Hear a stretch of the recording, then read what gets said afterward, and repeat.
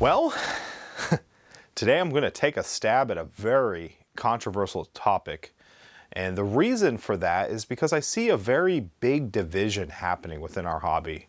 And I just want people to be mindful of some certain things, you know. As many of you know, people have this weird thing of you got to pick a side. You got to be this way or that way. And then once you pick your side, once you get your little camp that you're in, you're basically like, okay, I'm part of, you know, Team Tomato, and Team Tomato doesn't like Team Cucumber. So, you know, we're gonna hate everything that those people over there say, and you know, everything that justifies our cause, we're gonna be praising, and everything that is not, we're gonna be hating. It's like this weird thing that always forms up. And in the end, if you sit back and look at both sides and look at all the different reasons as to why people have chosen one team or the other, you start to realize we're not all that different. And so what I'm getting at is, right now, I'm just going to put it out there, the division that I'm seeing is the whole concept of, you know, very realistic Nerf guns, Nerf blasters versus stuff that's more a toy or colorful, and it can be, on a quick glance, you can associate with that as a toy. You know, that is not a real gun that, you know, could be threatening someone's life. And so these are very important things that in the end come down to safety. You know, that should be the number one thing here, is safety. So I think we can all agree that regardless if you play paintball or airsoft or Nerf or whatever, that you truly want to keep your community safe, because without that, it goes away. And that's the bottom line. If you are participating in something that is unsafe, sooner or later, someone is going to get hurt, killed, maimed, whatever the case may be. You know, there'll be lawsuits, there'll be court cases, the government will step in, local authorities will step in, your thing will be shut down.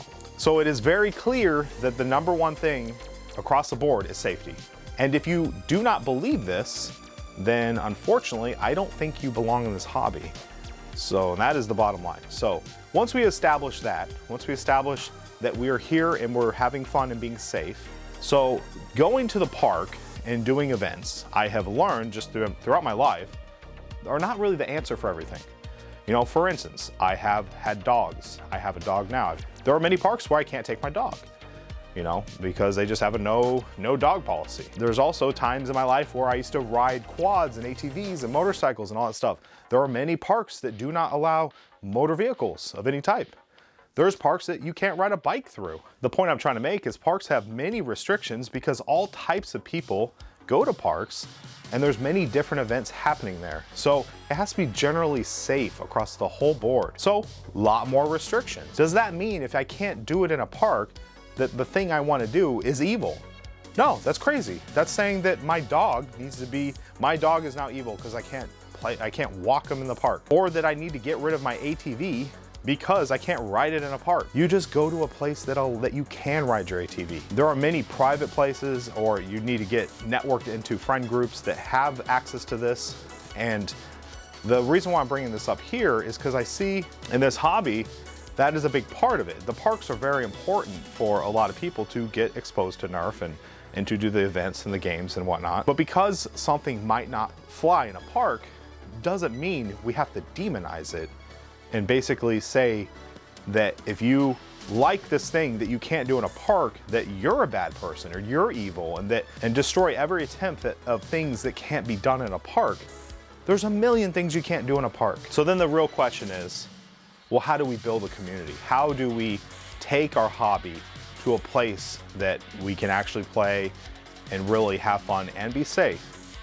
And that is a very hard answer. I personally have many friends and groups here where I live where we have plenty of private property to do whatever we want. So for me, it's not a big deal, but I can understand some people who don't have that. It is a big deal because you don't have, your only alternative is to go to a park. The other consideration is HVZ. You know, colleges, campuses, libraries, these are all public places. They all have their own set of policies. And the biggest thing I'm trying to nail home is you just have to follow those. And if something you have doesn't fit into that policy, it doesn't mean it needs to be demonized.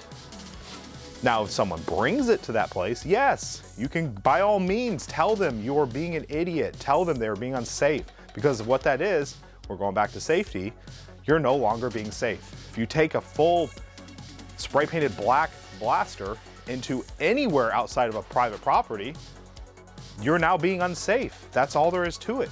I can take my airsoft rifle to anywhere it's all black. Like, that's now unsafe. So once this happens, you have to kind of think of how to address this. And I think we can actually turn to sports and just how things are conducted in, like, you know, if you play softball or if you play, you know, football or whatnot. If you have any background in sports and that type of environment, you'll know that, you know, like I said, safety is very important, but they also know how to address these type of issues. Now, in these smaller pockets of club environments that we run for, you know, local wars and whatnot, you have to have people set as appointed as basically like kind of like a coach, but kind of like a authoritative figure to represent the group, you know. And it's really critical that these people have good understanding, that are calm and collective, and basically know how to de-escalate a situation. And this is actually pretty hard to find people like this, but that's what we need. We need someone, so let's say we're at a park and someone brings a worker kit that looks like an AK-47, they throw it on their stripe, it is completely blacked out, very little orange, maybe a little orange on the tip or whatnot, but just enough so they can say, yeah, it's got orange on it. But you can clearly see that they're just completely blacked out. So obviously say, hey, you know what? That is not safe. That kind of jeopardizes our entire group here, that, you know, what we're doing here. And, you know, I'm sorry, you can't be using that. And so if the person is pretty much unruly or, you know, whatever, and that at that point, that's when you have to make the decision to say, you know what, no, you can't be a part of this. You're not doing this. And then unfortunately, you have to, if it gets ugly, you might have to engage local law enforcement. And that's the unfortunate thing of it. We cannot afford to have someone misidentify a Nerf blaster for an actual real steel AR or AK or whatever it's looking like. And that, unfortunately, that's the way you have to move forward within a park environment. Yeah, and after giving it a lot of thought, like, playing at a park it's so hard, because you're essentially in a public area where you have no control as to who shows up. And you're trying to be safe, but you have no idea what kind of person will show up or what their intentions are. And so by utilizing parks as your primary play, there's a lot, it opens a lot of doors to a lot of different things. So obviously, you know, you could kind of see where I'm leaning towards in this video. I'm very much trying to promote the usage of private property. And I know it is very difficult to find people that have the property, especially if you're in a big city. But there are areas, like even the potential for an airsoft arena, to collectively get some money together and rent it out for a day. It sounds like a big deal, but when you think about it, if you have 20 people, 20 Nerfers that are willing to meet on Saturday, and they each gather up like 20 bucks a person or 30 or whatever, you could make that happen and be in a safe environment where there is no chance of some random person showing up to your local park game and, you know, bringing things that are not safe or doing things that are not safe. Once you're in that kind of paying to play environment, things change a lot. And I know that is a big part of this hobby is people are like, well, I get to do my dart tagging, play this tag game for free. And that's why I like it. And I understand that, but you have to understand free comes with risk. There's always risk associated when you get things for free, and you have to acknowledge that. And that's pretty much like my big closing remarks here, is that either A, you have to really structuralize your events at the park.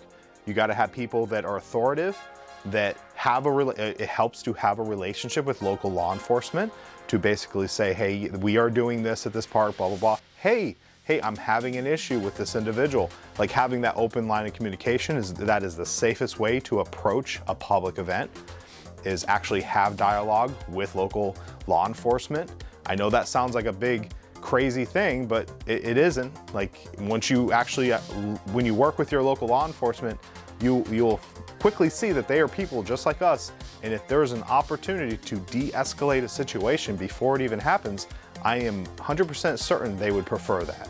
So that's if you want to go that route. But the most preferred route, in my opinion, is to try to network out, find private property, work on safety guidelines, because like I said, even on a private property, if things are not safe, you still can get into big trouble. You know, that's why we have waivers and everything else. But get a structuralized, safe way to practice and do your wars and do your events on private property. That's the best way to go. And then other than that, it's, you know, form up a good club that listens to each other, respects each other, and has everyone's well-being in interest. So that's the biggest thing. And I just want to kind of close up with just the whole mentality of if you're having to scream at someone to get your point across, you're trying to, you know, you're arguing till you're red in the face. No, you need to take a step back. You need to think about your approach of how you are trying to convey your message to someone, and just really work to de-escalate. That's the biggest thing here. Like this is for fun. This is supposed to be the way that you get through the stresses of life, and you know, this is your outlet. You know, obviously this is my outlet here. This is how I basically get through my stressful day at work, do Nerf modding, do videos, and it is a stress reliever. We don't want this to become a very dangerous, stressful environment, because that's no longer fun. And I do believe it's more, when everyone has fun, it's more fun for everyone. And I think that's a really important thing in this hobby. Well, I'm DrFlux. Let me know if you agree with anything with what I'm saying, or I don't know, let me know if I'm completely off. But it's going to be hard to change my mind about number one, safety, and, you know, more fun for everyone, and basically trying to do this in a way that we don't destroy fundamental values of our hobby. So, but I am open to suggestions and ideas. I'm also very curious to hear how some of your local groups overcome obstacles that are, you know, can be dangerous or very stressful. So let me know in the comment section. Once again, I want to say thank you for watching this video. Be safe and happy foam flinging.